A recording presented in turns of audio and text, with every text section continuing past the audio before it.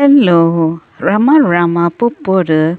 Hope all are in good health, feeling great, having a relaxed and nice life.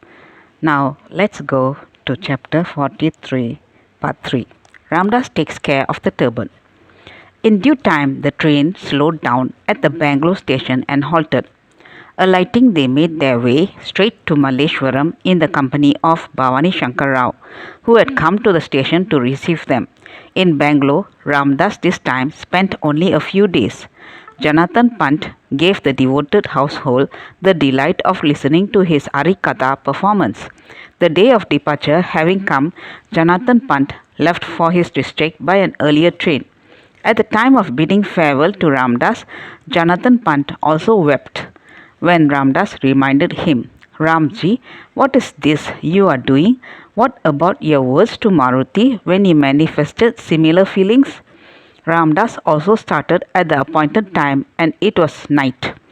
His next destination was Ernakulam in Cochin state. The railway carriage in which he travelled was crowded. He secured a seat at the corner of a short bench. A passenger on the bench was sleeping at full length, and Ramdas sat in such a manner as to cause the least disturbance to the sleeping man. The seat in front of him was occupied by three men, two of whom were Mussulmans.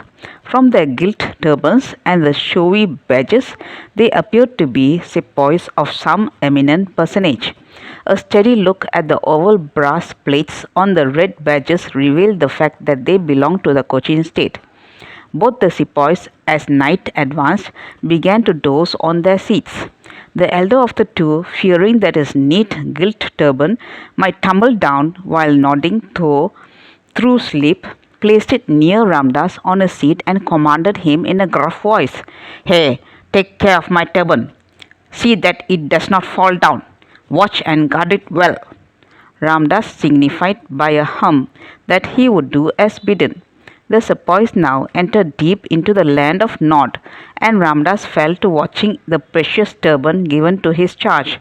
A little later, the sleeping man on his bench stretched his legs straight, and he had to move to the very extremity of the bench, and so was obliged to take up the turban and place the valuable charge tenderly on his laps.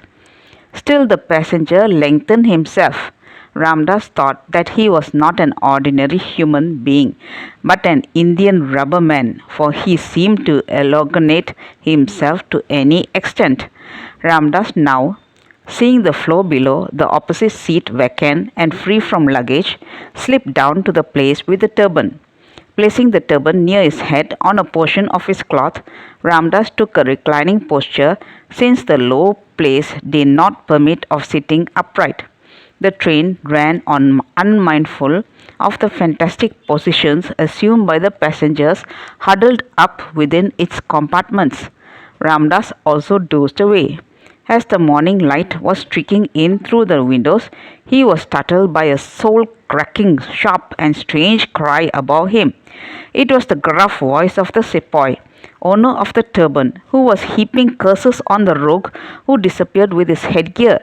Ramdas now slowly slid out of the nook with the turban in his hand. At the sight of the turban, the sepoy leapt through joy and, wresting it from Ramdas' hands, cried, So you were below the seat? Ha! How could I know? Thank Allah, I have my turban back.